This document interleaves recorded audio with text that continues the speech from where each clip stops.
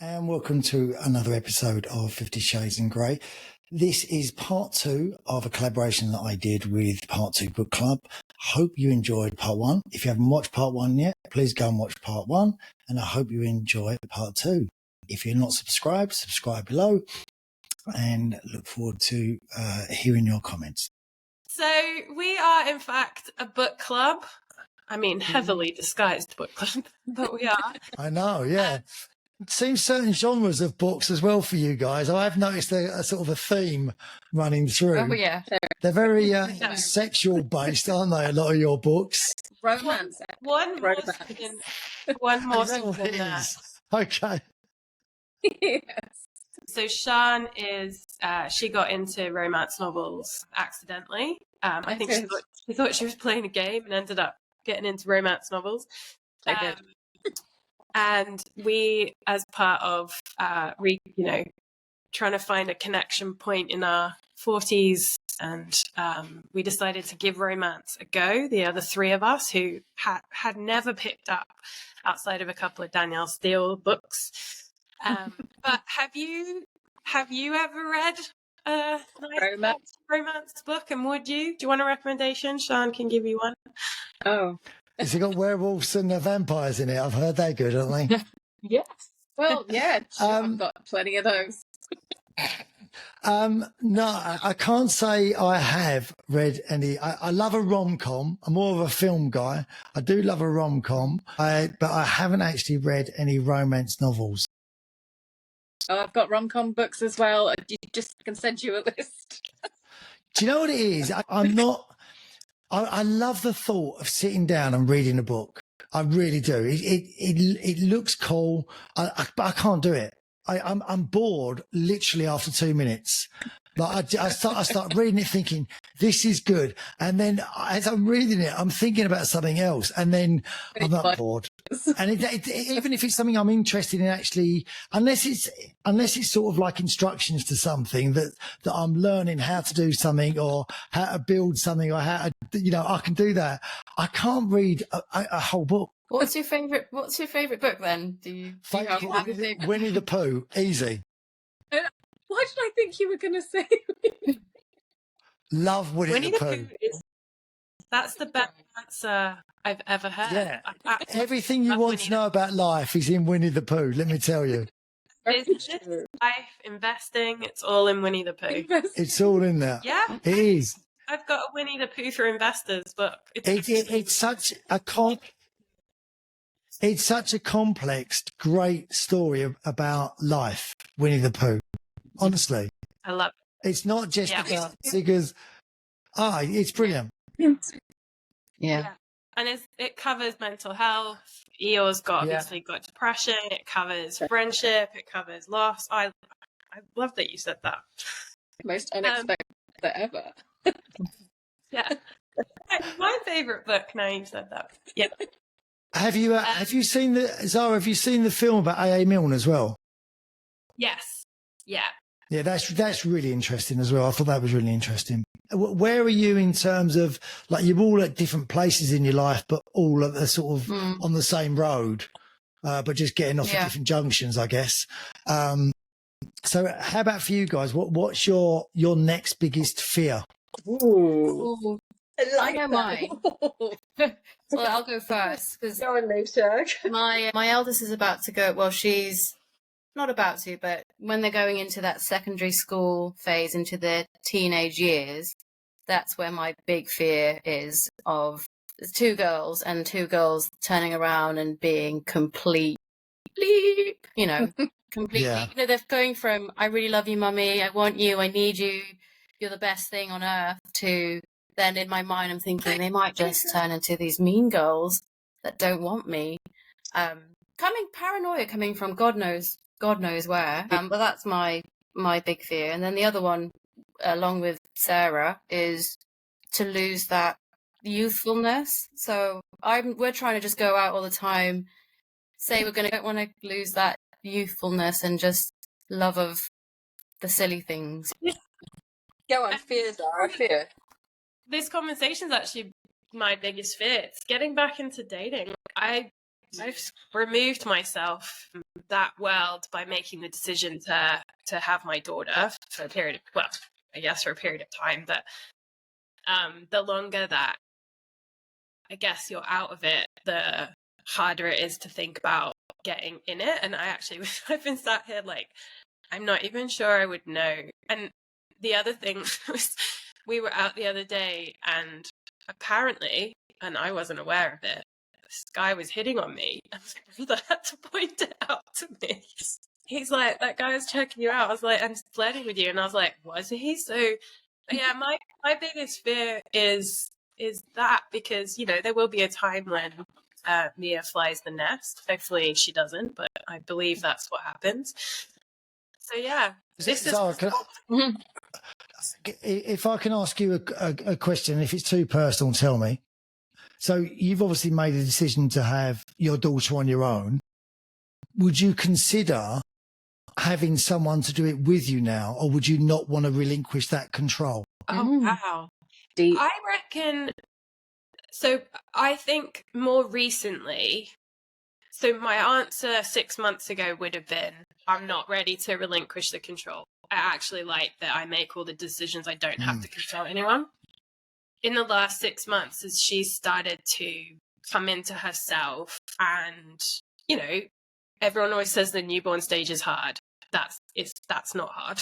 That's the easiest part so far, has been when they just sleep for 20 hours a day. But now that she's coming into herself and blossoming, and I'm very lucky, I have a big village of people around us, and I make that's very conscious that I do that, so she has enough for lots of people. I do think I would like actually to have someone who's a part of this process with us, and who I could ask questions of and seek help and support, and also that she has someone else as well, not a different person to help her grow in different ways than I will. And I do sometimes think that was quite selfish to didn't think that one all the way through. So yeah, if you'd asked me 6 months ago, I would have said no. Today, I'm probably a lot more open to it, to be honest with you. It's a good question. I think that's probably the first step towards going where you're going. Then is just being open to something, and that's probably why you didn't realise the guy was hitting on you. Because when you're not open to stuff, you don't notice it. But as you sort of that openness becomes more familiar to you, I think you'll probably be more aware of it. Hopefully, I was pretty rubbish at the dating game anyway beforehand. So now I've been out of it for a while. I'm going to be the world's worst. But yeah, that's me. Sarah, what biggest fear? What going forward? Your next biggest fear. My next biggest fear. I think it's very unknown. I think the next sort of, you know, my eldest is going off to secondary school in September. I feel like I've got a decent grasp on primary school, given I've got 3 in it at the moment. I've got no idea. I remember it, and I just remember it being quite scary. And I think, like, he's so lovely, and the relationship's changed. That you guys see it, don't you? When I'm with Ted now, like, the relationship's changed massively to how it was. And yeah, I think he's 12, guys, 12, and there's a little bit of me that's like terrified that I've only got him really at home for about 6 more years before. I spent so much of my 20s wondering, you know, will I, won't I, when will I, whatever. And then Ted came along, and now this sort of like idea that I've only got 6 more years of him being mine at home before he's an adult. Like, I mean, that's it. Like, I presume he's going to want to live with me forever. But, you know, other than that, like, you know, until he's, you know, legally an adult, and I'm like, I can't, that for me feels very scary. Sort of, you know, emptiness. Yeah, I spend a lot of time at the moment reminiscing about Teddy at 2 as opposed to Teddy at 12, you know. That's mine. You know, it's Ted. You know Ted. We love Ted. Yeah, bless him. Sean. I don't know. I have no fears. Well, I don't know how I would describe it, because I don't know that it's a fear, but it's a thing that's just kind of really up in the air for me. My husband and I have been together for a very long time, but we have no children, and we're both only children, so we have no nieces, no actual familial nieces and nephews. I know, I have a godchild in the form of Sarah's daughter, and I have pseudo nieces and nephews in the form of all three of these wonderful ladies' children. But we have no familial nieces and nephews. We have no brothers and sisters. We have no children of our own. And I was saying to Pete, like, oh, you know, we're getting of an age where really we need to start looking at like writing up a will just in case, you never know. And I'm genuinely like, who would we leave our stuff to? Who would we leave the house to? The car, the money? There's not a lot of money, but there's money. But like, who do we leave that stuff to when you don't? Sarah doesn't need it, so ignore her. Sean, it sounds like Lottie, really. Does it sound like one godchild is getting everything? Bound by God. But genuinely, and that's, as I say, it's not a fear because I'll be dead. But like, who do we leave our stuff to? It's something that you don't think about until you get to this sort of age when you start realizing that you should be thinking about these things going forward, because you know you need to plan ahead. Like if we just suddenly died tomorrow, like legally, who does the stuff go to if we don't have a will in place? Like, don't die tomorrow, dude. I'll try my best. So back in the day when you guys were all going out together, who was the most trouble? 100%. Done. Sean, okay. I you know, as soon as you started hearing who was, I was like, this is going to be me. Right. Sean, did you think it was someone else? I thought it might have been Zara, actually. Oh, she was also trouble. Yeah. Trouble too. Okay. Yeah, she was the instigator of a lot of who- stuff. Who was likely the first one to get drunk? Sean. Also, Sean. She's a lightweight. So Sean can't handle tequila or any form of alcohol. Tequila Sean, yeah. Tequila is my like kryptonite. And okay, one more then. Who was like the likeliest just to go missing on a night out? John. That's a hat trick. You win a prize. She has regularly gone missing. Yes. We have regularly found her in That's why we're laughing. kebab shop, Dad's in the corner. just having a rest in the kebab shop. And almost every time we find her after she goes missing, it's our fault. Somehow we did this to her. Somehow. Like, it's honestly, this is why. Thank God she got her big drinking out of the way when she was younger. Because right now, Sean, she's the most sensible one now. Yeah. Yeah, Sean, really, what you were very sensible. I'm now the boring one. So whose role was that when you was going out? Who was the most sensiblest, like the one who was going to get the cab and organise it? Alicia. Yeah, me. Alicia. Me. Or me. I think I was pretty sensible. Yeah, you were too. Yeah. Sarah's very, you know, very good. Yourself off. Huh? Sorry? You know when to cut yourself off. Yeah. You I just don't like stop getting drunk. drinking. Yeah, you do just stop drinking at some point. Alicia will always know how to get home, no matter what stage. Pigeon. Homing pigeon. Yeah. Zara, how about you? I'm good at the Irish goodbye. That's You Just leave and go home. Just leave. Actually, you have done that before so many times. Yeah. Where's Zara? Oh, I don't know. I think she's gone home. What?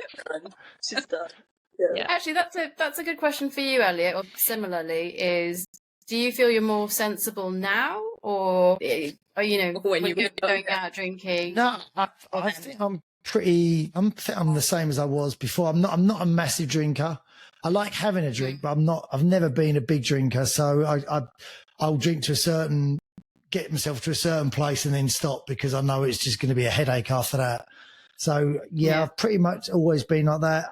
I've always been sort of the same, I think, right the way through. Still love going out, like you guys say. I still love going out. I love going to clubs. Not that I do it now because I don't think you feel like you belong in clubs anymore, which is a real shame because I still love listening to music and dancing and doing all those things. But you kind of just feel like it's wrong because you feel like you shouldn't be doing it. Yeah. Almost. It's a shame really because you feel like that's for younger people, but it's not. It should be for everyone.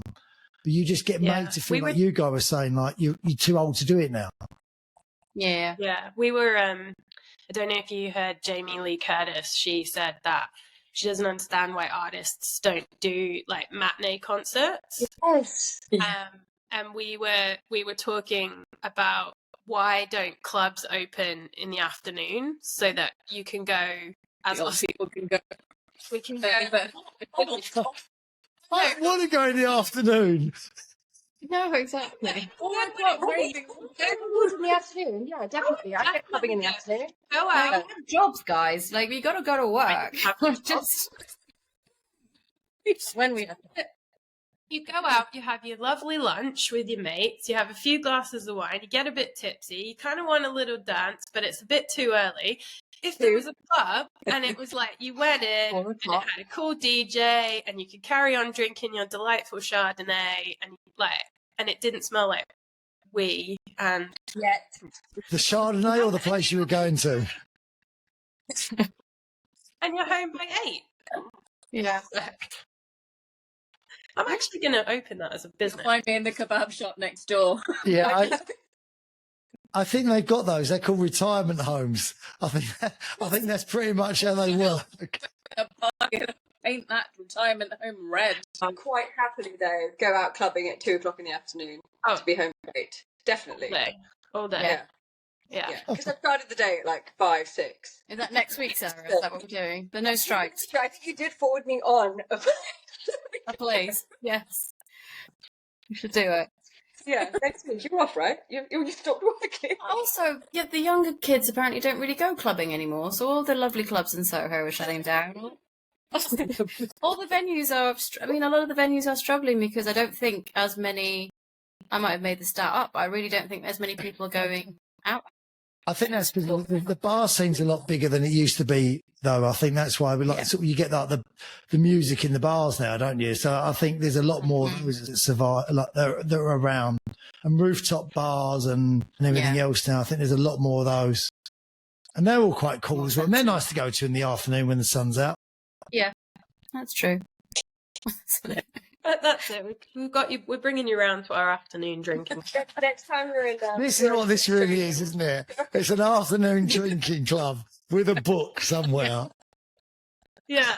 You can bring your book with you, but we're going to have a nice bottle of Chardonnay in the sunshine and then get home. We're afternoon drinkers who are in bed by 8. Yeah, It's a smart idea. this is what middle age looks like. Yeah. I think it's. I was watching this thing on the radio, listening to this thing on the radio the other day, and they were saying that we're too old now to say they played that 50 Cent song in the club, but they were saying we're too old now to say in the club. He's like, I think so too old to say in the club. Yeah, definitely. But like, I was kind of.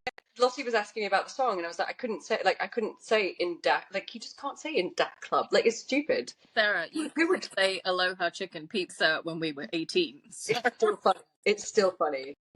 Like, I just couldn't order a pizza without laughing. It's a funny thing to say. Aloha chicken. Like, what? We're descending into chaos, so let me wrap it. I'm sorry. Right.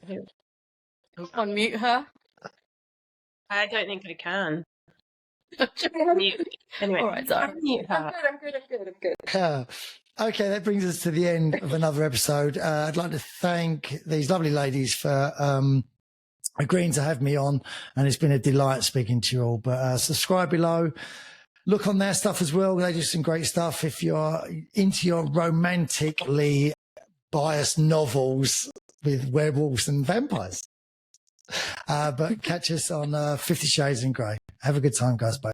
Well, I just want to say a massive thank you from Part 2 Book Club to Elliot Davidson and 50 Shades in Grey for joining us. It's been an absolute delight. You are our first and inaugural collaboration / guest / you are now a fully fledged member of the Part 2 Book Club with us. And we'll get Sian to send you one of her dirtiest for you to enjoy. But thank you so much for listening. Again, follow us on the socials. We're part2_book club on the Instagram. We're part2 book club on YouTube. And of course, you can find our podcast on all the major podcast platforms. Just search for Part2 Book Club. But thank you so much for listening. Elliot, thank you so much again. It's been an absolute pleasure. And good luck in the dating game. Thank you. Hopefully, we both find love in the next 50 years. 10 minutes. Brilliant. Awesome. Thank you. Thanks That again. was fun. We appreciate it. No, guys, thank you. Yeah. Been a pleasure. Been good fun. Good fun.